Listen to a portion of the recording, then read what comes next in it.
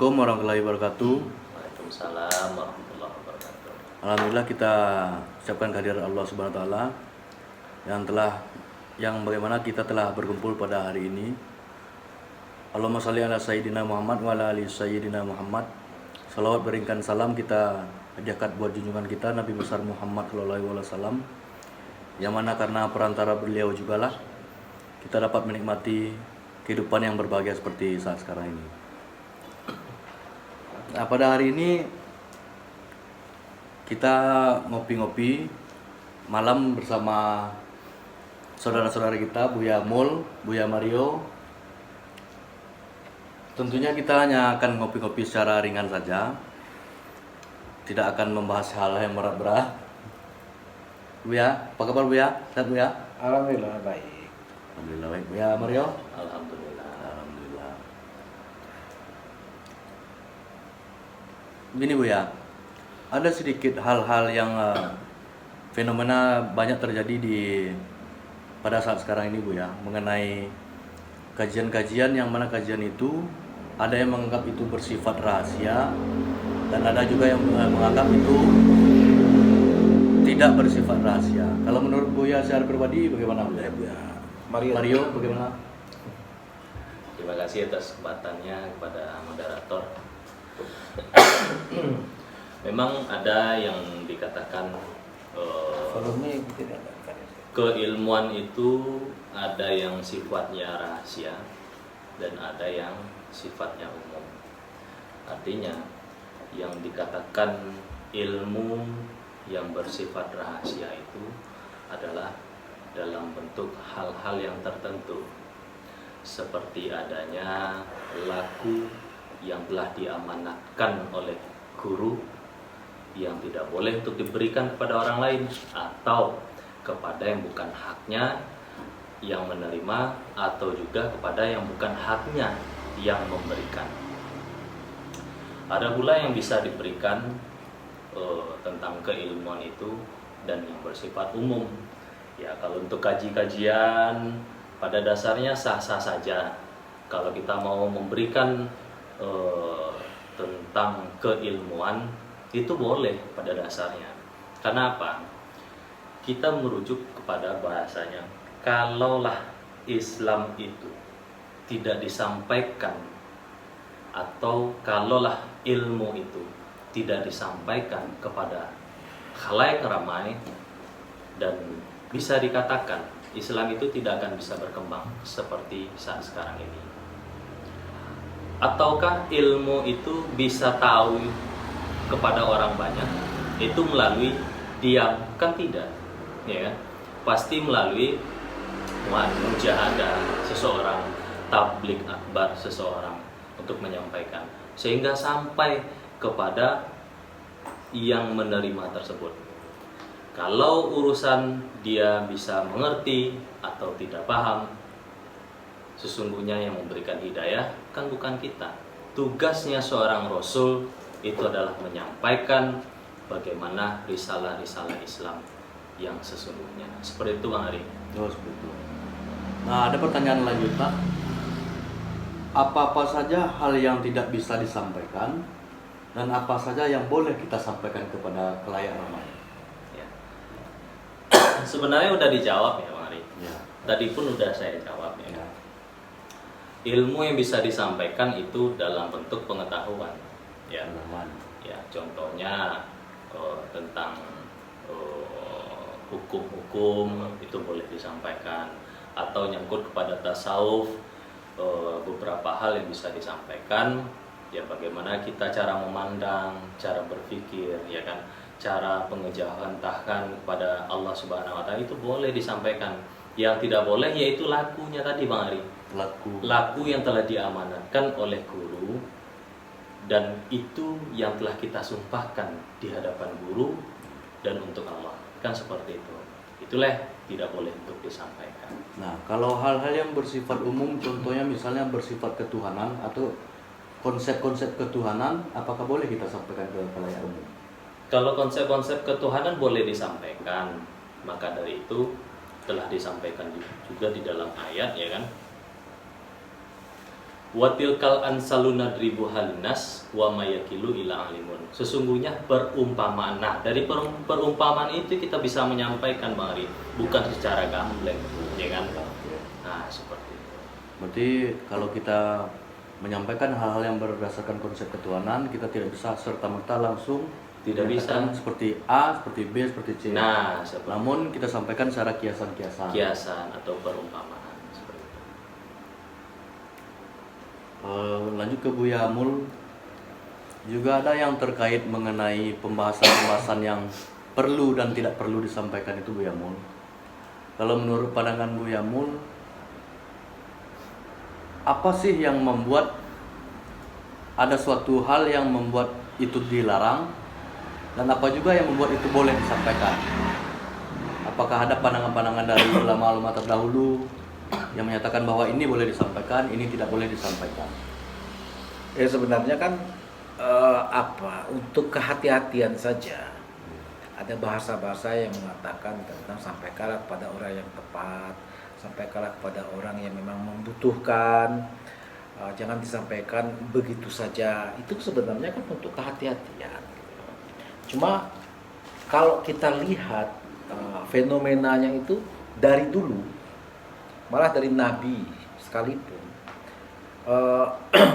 masalah penyampaian itu kan sudah menjadi suatu hal yang lumrah. Contoh, Nabi menyampaikan tentang tauhid di tengah-tengah orang yang lagi musyrik.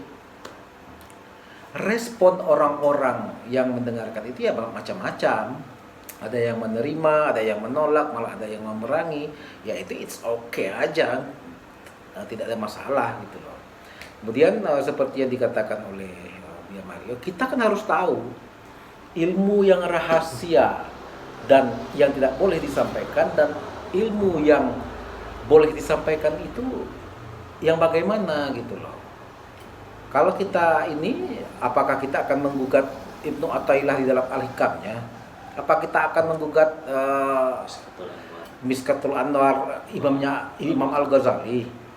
Apakah kita akan menggugat Sirul Asrarnya Syekh Abdul Qadir Al-Jailani? Apakah setiap orang membaca Al-Hikam, membaca Sirul Asrar, membaca Miskatul Anwar, apakah orang itu mengerti? Apakah istilahnya orang itu memang butuh? Kan tidak. Tapi kan beliau-beliau itu tetap saja menulis kemudian kitab-kitabnya pun sampai hari ini banyak. Itu satu. Yang kedua, karena ilmu dan teknologi sekarang di YouTube juga udah banyak orang menyampaikan hal-hal tasawuf, kajian-kajian tasawuf gitu kan di selain daripada fikih dan kajian syariat. Ya nggak ada masalah sih sebenarnya. Itu hal-hal yang lumrah-lumrah saja untuk disampaikan, untuk diperkenalkan. Nah, yang tidak boleh disampaikan itu yang dimaksud dengan rahasia itu adalah ya seperti dibilang Buya Mari tadi, pratingkahnya, lakunya, prakteknya, amalannya itu memang tidak boleh untuk disampaikan. Karena itu kan ada di dalam baiat, dan kalaupun disampaikan memang orang itu harus masuk dulu ke dalam perguruan tersebut baru bisa untuk diberitahukan hal-hal yang seperti itu. Jadi kita tidak datar saja sawah dengan pematang mengatakan oh ini tidak boleh, oh ini rahasia, ini ya, harus ada onggok-onggoknya, harus ada sekat-sekatnya, harus ada. Jadi tidak datar saja sawah dengan pematang gitu loh. Sebab kalau kita tidak melakukan penyampaian-penyampaian itu, pasti Islam ini pun juga tidak akan sampai ke negeri kita. Kemudian ilmu-ilmu tarekat juga tidak sampai ke negeri kita. Tasawuf-tasawuf juga tidak akan sampai ke negeri kita. Kenapa sampai ke negeri kita? Karena adanya penyampaian-penyampaian, karena adanya dakwah-dakwah, adanya tablik-tablik, adanya ulama-ulama, dai-dai yang menyampaikan itu. Tetapi yang rahasianya itu ya harus masuk dulu syatariah. Bagaimana amalan laku Satariyah, ya masuk dulu ke Satariyah, masuk dulu ke Samaniyah, masuk dulu ke Naqsabandiyah. Kan seperti itu. Amalan Naqsabandiyah kita kan nggak tahu nih apa amalannya. Karena itu memang rahasia. Harus masuk dulu ke Naqsabandiyah baru kita kita mengetahui amal-amalan atau apa yang mereka rahasiakan. Jadi seperti itu. Nah, ada lagi ya.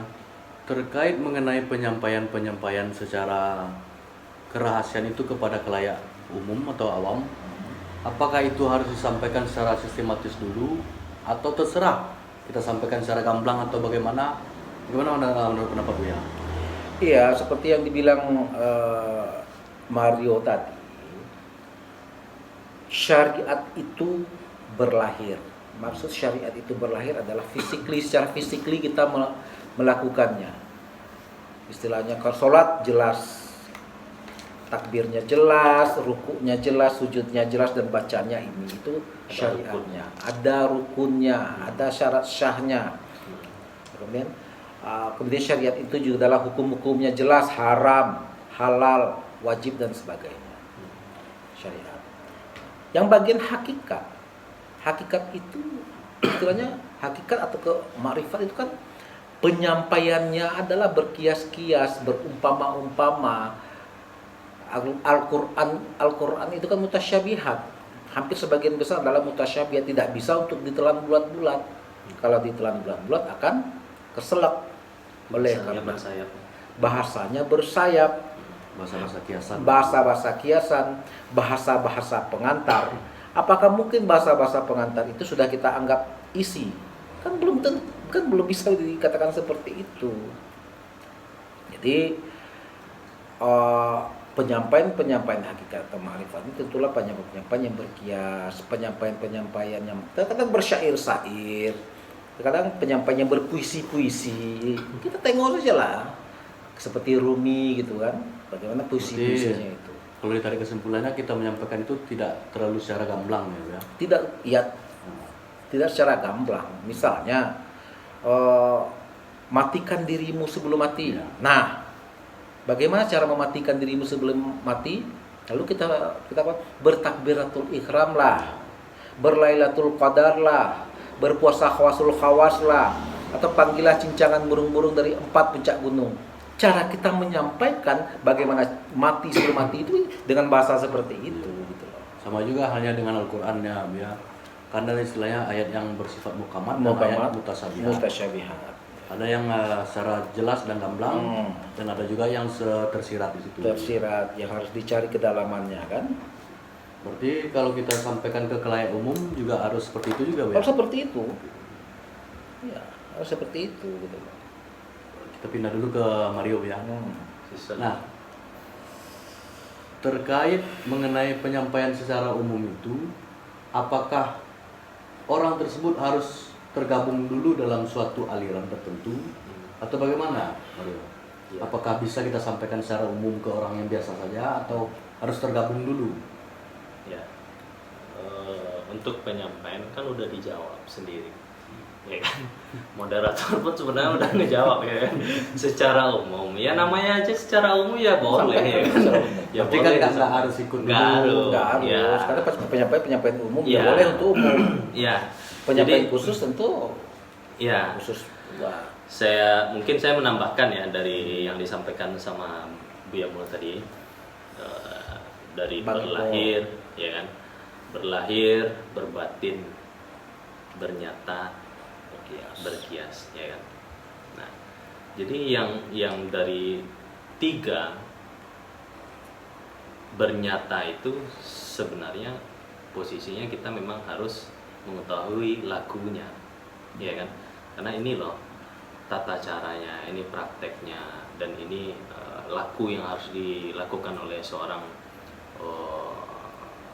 muridnya yang telah diturunkan oleh gurunya kepada muridnya gitu. Jadi memang dasarnya kita memang harus berguru, ya. Tidak bisa hanya membaca dengan kitab-kitab saja, membaca dengan di kedai-kedai terdekat. Kalau ingin tahu yang rahasia. Kalau ingin tahu yang rahasianya. Jadi kalau bahasa-bahasa umum ya berlahir berbatin aja, mungkin bisa untuk disampaikan kepada khalayak ramai, atau ditambah juga berkias. Berkias itu hanya sintilan sama dengan bahasa ruh. Aku berikan pengetahuan kepadamu itu sedikit tentang ruh. Nah sama juga. Jadi kalau pengen tahu secara utuhnya keilmuan tasawuf, ilmu ma'rifat, Berguru. ya harus berguru. Itu loh Bang Adi. Oh itu. Tentu yang disampaikan setelah berguru tentu akan lebih dalam lagi dari Yang pada khusus-khusus, Nah, yang iya. rahasia-rahasia baru bisa. Baru bisa. Tapi yang disampaikan secara umum ya umum-umum saja, itu Ya. nggak ada persoalan dan permasalahan. Karena- Kalaupun nanti ada bantahan orang ini mengatakan kita sesat, mengatakan kita itu hal yang wajar. Nabi kita saja dibilang gila kok, ya kan? Kemudian ada juga di dalam kitab kita mengatakan tidak akan mencium baunya kewalian apabila belum dikatakan sesat oleh 40 orang sidik. 40 orang sidik. 40 orang sidik. Oke. Wajar. Untuk sementara terima kasih dulu kepada Mario dan Buya Ipo. Di sesi pertama ini nanti kita akan lanjut lagi ke sesi yang kedua. Assalamualaikum warahmatullahi wabarakatuh. Waalaikumsalam.